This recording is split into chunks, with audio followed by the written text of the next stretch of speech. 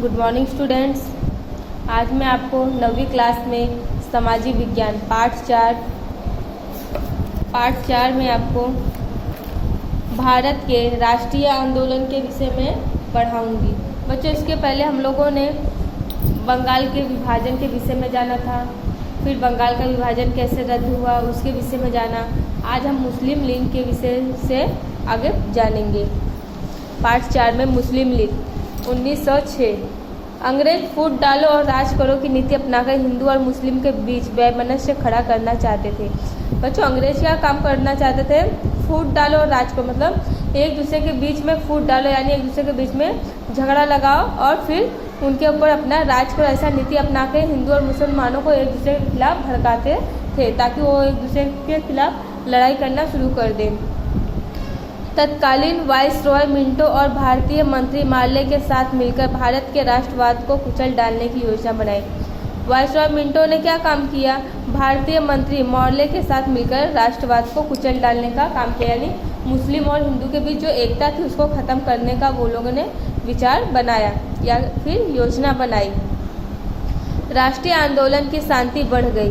तब अंग्रेजों ने उच्च वर्ग के मुस्लिमों की तरफदारी करनी शुरू कर दी। राष्ट्रीय मतदानों की मंडलों की मांग बढ़ने लगी तो अंग्रेजों ने क्या काम किया? जो ऊंचे वर्ग के मुस्लिम थे उनकी बढ़ाई करने लगे, उनका सपोर्ट करने लगे। अलग मताधिकार और अलग मतदान मंडलों की मांग करने के लिए मुस्लिमों के एक समूह को समझाने में अंग्रेज सफल रहे। अंग्रेज क्या मुस्लिमों के एक मंडल को भड़काने में सफल रहे। परिणाम स्वरूप मुस्लिम लीग की स्थापना हुई। ईस्वी सन 1906। इस संस्था की स्थापना में मुसलमानों के धार्मिक प्रधान आगा खां, ढाका का नवाब सलीम उल्लाह खां, वाइसरॉय मिंटो और उसका निजी मंत्री डनलोप स्मिथ ने महत्वपूर्ण भूमिका निभाई थी। मुस्लिम कांग्रेस के वार्षिक अधिवेशन में उपस्थित न रहे। इसके लिए कांग्रेस अधिवेशन के दिन ही मुस्लिम लीग का वार्षिक अधिवेशन आयोजित किया गया था। इस तरह से अलग प्रतिनिधित्व की मांग मुस्लिमों की नहीं परंतु अंग्रेजों की नीति की सोच थी। मतलब वो लोग अपना अलग प्रतिनिधित्व बनाना चाहते थे, मुस्लिम तो नहीं बनाना चाहते थे पर अंग्रेज चाहते थे ऐसा। मिंटो ने ही मुस्लिमों को सहयोगी बनाने की नीति की शुरुआत की थी। मतलब मिंटो ने ही, जो मार्ले मिंटो था वही मुस्लिमों का सहयोगी बनाने की योजना कर रहा था। इसलिए मिंटो को कई लेखक मुस्लिम कौमवाद का पिता कहते हैं। इसलिए मुस्लिम लोग, बहुत सारे मुस्लिम लोग जो है वो मिंटो को मुस्लिम कौमवाद का पिता कहते हैं, यानी कि ये सब जो हुआ वो उनके कारण ही हुआ था। एक इतिहासकार तो यहाँ तक लिखता है कि पाकिस्तान का सच्चा निर्माता मोहम्मद अली जिन्ना या रहमतुल्लाह नहीं बल्कि मिंटो ही था। तभी से हिंदू मुस्लिम संघर्ष बढ़ा और अंत में हिंद का विभाजन में परिमाणित हुआ। तभी से हिंदू और मुस्लिम के बीच का झगड़ा बढ़ता गया और उन लोगों का विभाजन भी हो गया। उग्र क्रांतिकारी आंदोलनों का उदय और विकास। भारत में क्रांतिकारी प्रवृत्ति की शुरुआत वासुदेव बलवंत फड़के ने की थी। भारत में अपने क्रांतिकारी का उदय वासुदेव बलवंत फड़के ने की थी। चाफेकर बंधुओं दामोदर चाफेकर तथा बालकृष्ण चाफेकर, वीर सावरकर, बारिंद्रनाथ घोष, खुदीराम बोस, प्रफुल्ल चाकी, राम प्रसाद बिस्मिल, अशफाक उल्लाह खां, चंद्रशेखर आज़ाद, वीर भगत सिंह, शिवराम राजगुरु, सुखदेव, बटुकेश्वर दत्त, रोशन सिंह जैसे अनेक क्रांतिवीरों ने राष्ट्रवाद की ज्योति प्रज्वलित रखी। शस्त्र बनाने से लेकर उसके उपयोग करने का प्रशिक्षण प्राप्त युवकों ने अंग्रेज सरकार की नींद हराम कर दी थी। मतलब ये क्रांतिवीरों ने क्या हुआ कि इनके मन में अपने भारत के लिए एक प्रज्वलित योजना यानी राष्ट्र को अपने बचाने के लिए एक उत्तेजना जाग उठी थी। इससे क्या है, जो अंग्रेज थे वो कैसे एकदम घबरा गए थे, उनकी नींद हराम हो गई थी क्योंकि हर किसी के मन में उग्रवाद की भावना चल रही थी। उग्र क्रांतिकारी आंदोलन हिंद में उदित होकर देश विदेश में फैला। मतलब उग्र क्रांतिकारी आंदोलन का देश विदेश में हर तरफ प्रचार नारे के द्वारा फैला। उसकी पूर्व भूमिका में बंगाल का विभाजन रद्द कराने के लिए चलो आंदोलन सूरत के कांग्रेस अधिवेशन 1907 में हुए। गरम और नरम दल जैसे दो भागों में विभाजन और कांग्रेस की मात्र प्रस्ताव विनती का प्रबल विरोध जैसी परिस्थितियां हैं। लाल बाल पाल की त्रिपुटी ने गरम दल की नीति अपनाकर भारतीय युवा कार्यकर्ताओं में नई चेतना जगाई।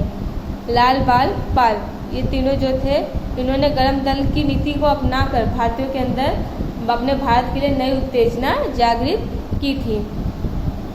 भारतीय राष्ट्रीय कांग्रेस की ढोली ढाली नीति को एक जोरदार नया मोड़ मिला। मतलब भारत राष्ट्रीय कांग्रेस को जो ढीली ढाली थी, उनके अंदर एक नई चेतना जागृत हुई, उनको एक नया रास्ता मिला।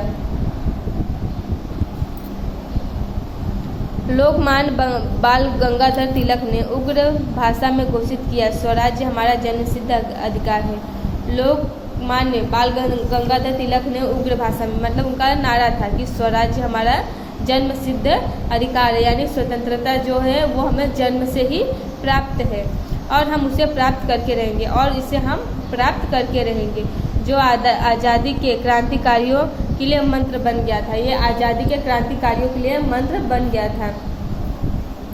तब भारत के नवयुवकों ने एक वर्ग ने विदेशी शासन की गुलामी से आज़ादी प्राप्त करने के लिए प्रयास किया।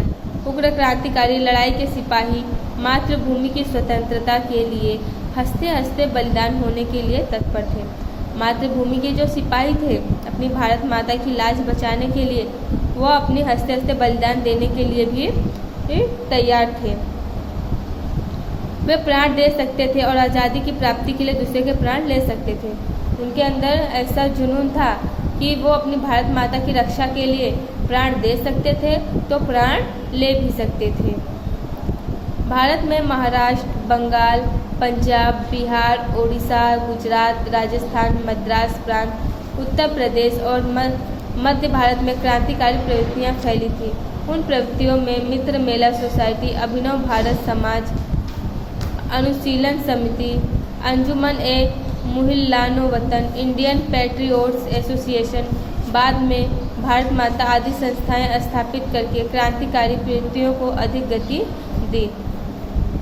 प्रथम दौर में संध्या, युगांतर, नवशक्ति और वंदे मातरम, केसरी मराठा जैसे समाचार पत्रों और पत्रिकाओं ने सतत बल प्रदान किया। अलीपुर हत्याकांड में 34 क्रांतिकारियों पर केस चलाया गया। हावड़ा हत्याकांड तथा ढाका हत्याकांड ने अनेक क्रांतिकारियों की गिरफ्तारी की गई। दिल्ली में वायसरॉय होर्डिंग पर बम फेंककर हत्या करने का प्रयास 13 सितंबर 1919 में हो। अहमदाबाद में रायपुर दरवाजा बाहर वायसरॉय मिनटों पर बम फेंका गया। बम आदि घटनाएं दृष्टांत के रूप में दी गई थी, मतलब कि जो बम फेंका गया था वो लोगों के सामने फेंका गया था, एक ऐसा दृश्य बना हुआ था। दूसरे दौर में 1920 से 42 काकोरी लूट केस, लाहौर हत्याकांड और केंद्रीय धारा सभा जो दिल्ली में बम फेंकने की घटनाएं घटी, इन सभी प्रवृत्तियों में सहभागी क्रांति की वीरों के विषय में आप पिछली कक्षा में पढ़ चुके हैं। गुजरात में उग्र क्रांतिकारी आंदोलन। गुजरात में तो बच्चों इसमें क्या है, ये लोग जगह जगह लड़ाई किए, एक दूसरे को सपोर्ट किए, बम फेंके, मतलब जो नहीं माना बात से वो बम फेंककर उन्होंने उन सबको ख़त्म कर दिया। अब है गुजरात में उग्र क्रांतिकारी आंदोलन। गुजरात में सशस्त्र क्रांति की भूमिका तैयार करने वाले सर्वप्रथम नेता श्री अरविंद घोष थे, परंतु वो पर्दे के पीछे थे। अरविंद घोष के भाई बारिंद घोष हमेशा आगे रहते, मतलब वो अरविंद घोष थे, वो कार्य अपना करते, लेकिन वो कैसा दूसरे की नज़र में नहीं आते। अब जो बारिंद घोष थे वो हमेशा सबके सामने होकर कार्य करते थे। बारिंद्र कुमार गुजरात और दक्षिण भाग को रौंद डाला।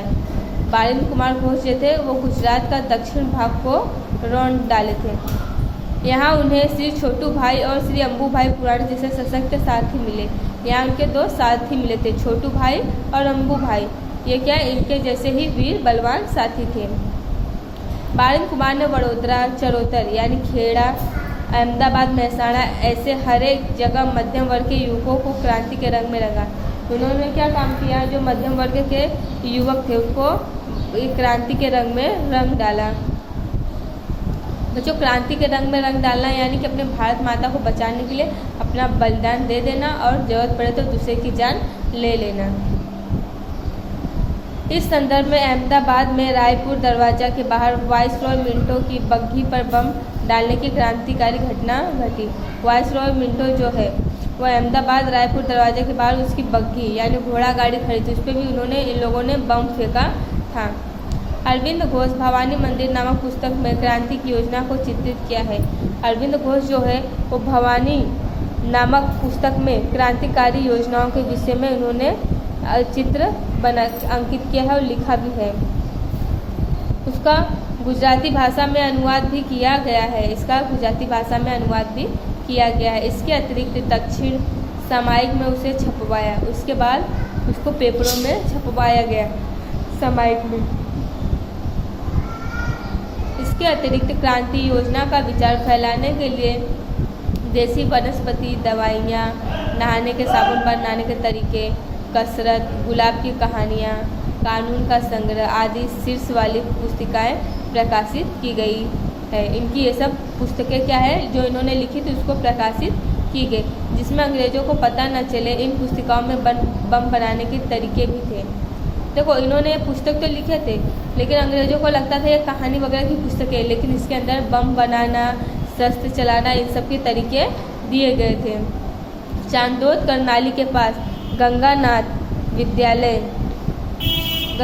विद्यालय की स्थापना की गई, जिसमें गुप्त रूप से क्रांतिकारी प्रवृत्तियाँ चल रही थी। ये गंगानाथ विद्यालय जो है इसमें क्या क्रांतिकारी प्रवृत्तियाँ एकदम छुपे तौर से की जा रही थी। गुजरात के अनेक युवक भी क्रांतिकारी प्रवृत्ति में शामिल हुए। गुजरात के बहुत सारे युवक क्रांतिकारी प्रवृत्ति में शामिल हुए। सरकार ने उनके विरुद्ध कठोर कदम उठाए, परंतु संघर्ष नहीं रुका। सरकार ने बहुत कोशिश की उनको रोकने के लिए, पर ये संघर्ष की जो भावना दिल में जागृत हुई थी वो कोई रोक नहीं पाया। अंत में सरकार को भी लगा कि मात्र दमन चक्र से शासन नहीं चलेगा। बाद में सरकार को भी ऐसा लगा कि नहीं, ये लोग जो कर रहे हैं सही कर रहे हैं, दमन चक्र के द्वारा शासन नहीं चलेगा। तो बच्चों धन्यवाद। अगले की वीडियो में विदेशों की क्रांतिकारी आंदोलन के विषय में मैं आपको समझाऊंगी।